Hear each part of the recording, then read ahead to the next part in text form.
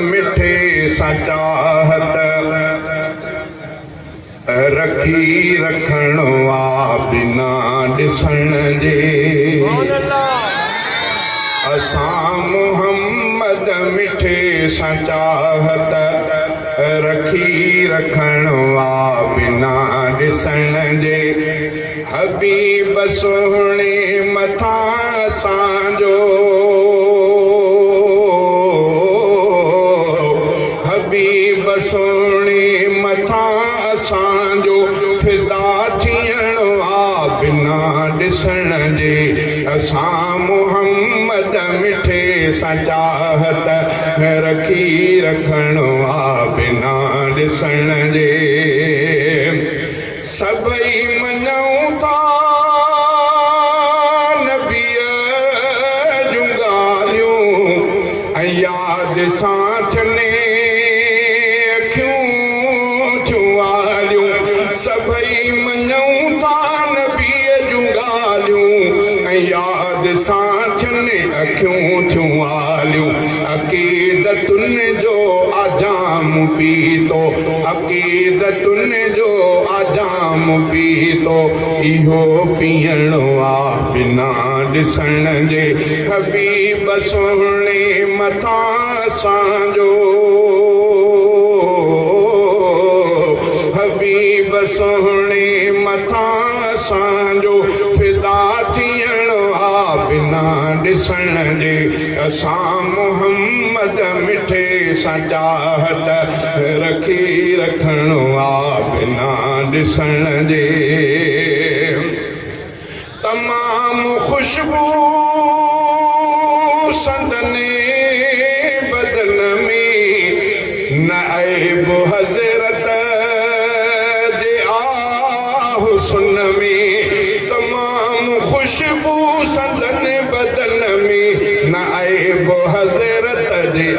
हुस्न में न चंद्र जो ॾींहं जो उन सां पुॼंदो न चंद्र जो ॾींहं जो उन सां पुॼंदो ही सच चवण वा बिना ॾिसण जे हबीब सोहणे मथां असांजो फिदा थियण वा बिना ॾिसण जे असां मोहम्मद मिठे सा चाहत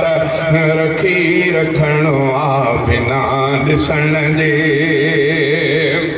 दुनिया में मोहब्बत बि आहे हलंदी वफ़ा ॾिसण खां न अॻु थींदी दुनिया में मोहब्बत बि आहे हलंदी वफ़ा ॾिसण खां न अॻु थींदी असां नबीअ सां वफ़ा कई आहे असां नबीअ सां वफ़ा कई आहे वफ़ा करण वा बिना ॾिसण जे असां नबीअ सां वफ़ा कई आहे वफ़ा करण वा बिना ॾिसण जे हबीब सोहणे मथां असांजो फिदा थियण वा बिना ॾिसण जे असां मोहम्मद मिठे सा चाहत